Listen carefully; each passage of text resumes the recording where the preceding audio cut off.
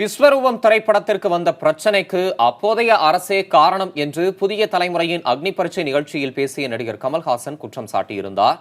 அதற்கு சேலம் நிகழ்ச்சியில் பங்கேற்ற முதலமைச்சர் எடப்பாடி பழனிசாமி பதிலளித்துள்ளார்.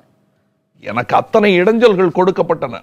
நான் எந்த தவறும் செய்யவும் இல்லை, எக்ஸப்ட் என்னுடைய வியாபாரத்தை கவனிச்சுக்கிட்டு இருந்தேன். கொஞ்சம் இந்த மாதிரி அப்பவும் இந்த மாதிரி பேசக்கூடியவன் தான் நான். சண்டியர்கிற ஒரு படத்துக்கு பேர் வைக்கக்கூடாதுன்னு கிளப்பி விட்டது கூட அரசியல் தான் நான் நினைக்கிறேன். ஒருவேளை என்னுடைய பேரனோயான்னு சொல்லுவாங்கள்ல, அதுவாக கூட இருக்கலாம். ஆனால் பிரச்சனை தீர்ந்தது என்னவோ அங்கே போய் கேட்டதுக்கு அப்புறங்கிறது தான். நான் அப்போ கூட விட்டு கொடுத்து வேணாங்க, விட்டுருங்க. அது விஸ்வரூபம் பிரச்சனையை பொறுத்த வரைக்கும் அது இஸ்லாமியர்களோட எதிர்ப்பு இல்லை, கண்டிப்பாக கிடையாது. முழுக்க எனக்கு எத்தனையோ நண்பர்கள் இருக்காங்க.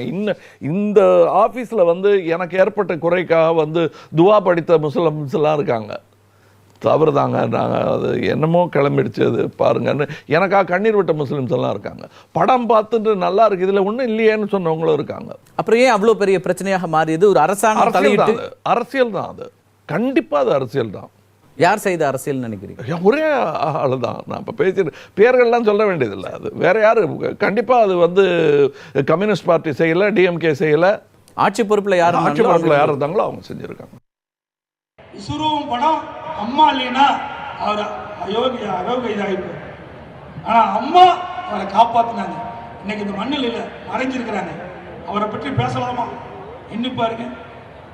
நன்றி மறப்பது நன்றென்று, நன்றல்லது அன்றே மறப்பது என்று 2000 ஆண்டுக்கு முன்னாடி சொல்லிட்டு போயிருக்காங்க. அந்த நன்றி கூட இந்த கமலஹாசன் கிடையாது.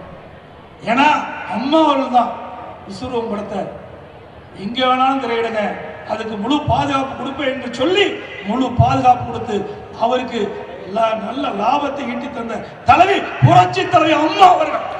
அந்த நன்றி மறக்கக்கூடாது.